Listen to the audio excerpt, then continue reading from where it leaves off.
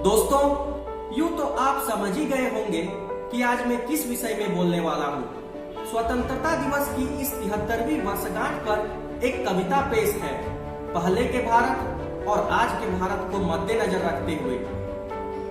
एक दौर था जब भारत को सोने की चिड़िया कहते थे।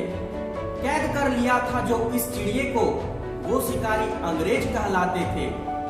कुतर कुतर कर सारे पंख अधमरा कर छोड़ा था। सांसें चल रही थी बस, ताकत से अब रिश्ता पुराना था। कहते हैं कि हिम्मत से बढ़कर दुनिया में और कुछ नहीं होता।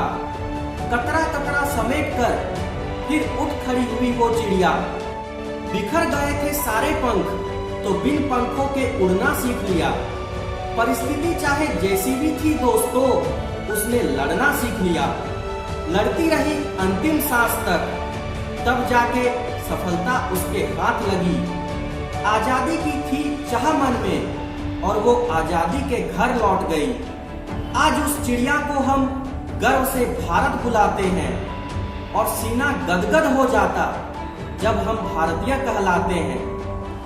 साफ शब्दों में कहा जाए तो बात उस दौर की है जब भारत एक गुलाम था।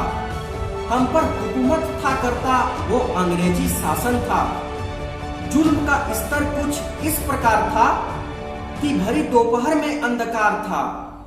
हर पल मन में एक ही ख्याल सताता कि अब अगला कौन शिकार था।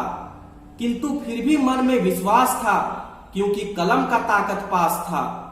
जो आवाज उठाने का हिम्मत न जुटा पाते, ऐसे में ये एक शांत हथियार था। आकाश की ज्वाला धधक रही थी, आंदोलन बन के वो दमक रही थी। स्वतंत्रता की बात क्या उठी, चिंगारी शोले बन चमक रही थी। लिख लिख कर हमने भी गाथा, दिलों में शोलों को भड़काया था।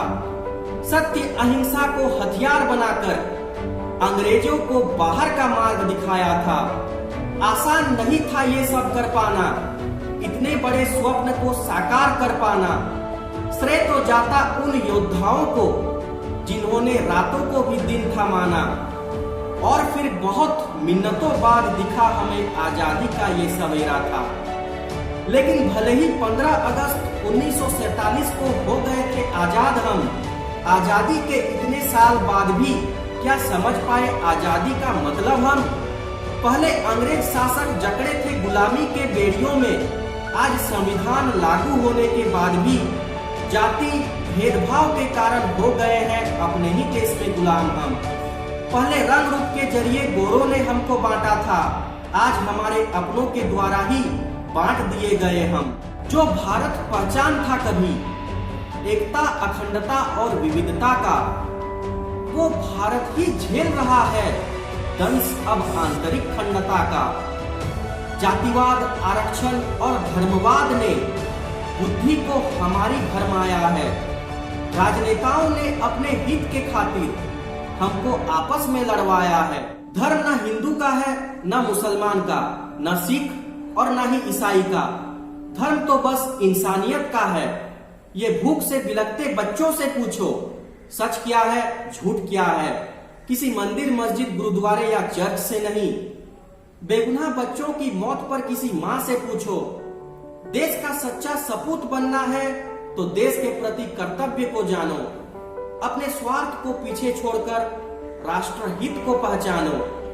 बस बहुत हुआ सर्वनाश अपना, कुछ तो खुद को समझाओ अब। देश पर हुए शहीदों के खातिर समझो आजादी का मतलब अब, समझो आजादी का मतलब अब। आशा करता हूँ इस कविता को आप अच्छे से सुने और समझे होंगे। अगर ऐसा है तो इसे लाइक करें और चैनल को सब्सक्राइब कर हमें सपोर्ट करें। हम कुछ नया लेके जल्दी आएंगे।